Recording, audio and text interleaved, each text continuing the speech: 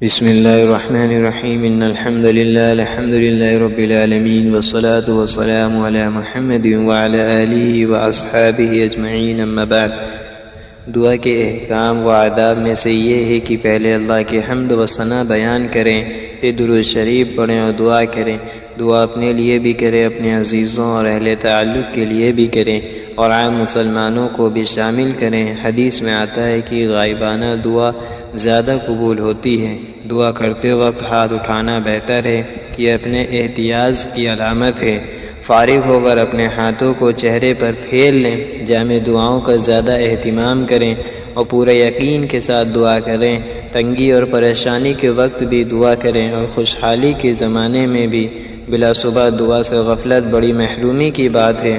دعا انفرادی بھی ہو سکتی ہے اور اجتماعی بھی، دعا سری بھی ہو سکتی ہے اور جہری بھی، لیکن زیادہ اہتمام انفرادی اور سری دعاؤں کا کرنا چاہیے کہ اس میں زیادہ حضوری نصیب ہوتی ہے اور ریا کا خطرہ بھی کم ہوتا ہے۔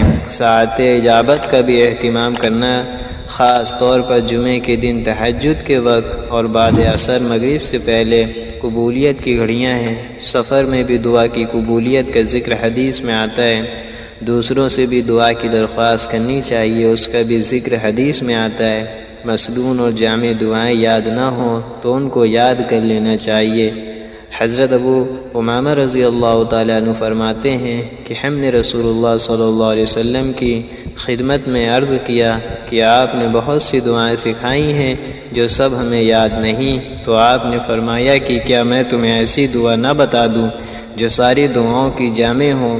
وہ دعا یہ ہے: اللہم انی اسألک من خیر ما سألک منہ نبیک محمد صلی اللہ علیہ وسلم واعوذ بک من شر ما استعاذنک منہ نبیک محمد صلی اللہ علیہ وسلم وانت المستعان وعلیک البلاغ ولا حول ولا قوة الا باللہ۔ اے اللہ، میں تجھ سے ہر وہ بھلائی چاہتا ہوں جو تیرے نبی حضرت محمد صلی اللہ علیہ وسلم نے چاہی، اور ہر اس برائی سے پناہ چاہتا ہوں جس سے تیرے نبی حضرت محمد صلی اللہ علیہ وسلم نے پناہ چاہی۔ تیری ہی ذات سے مدد طلب کی جا سکتی ہے اور تجھ ہی پر بھروسہ ہے، اور جو کچھ بھی طاقت و قوت ہے وہ اللہ ہی کے واسطے سے ہے۔ آمین وآخر دعوانا الحمد للہ رب العالمین۔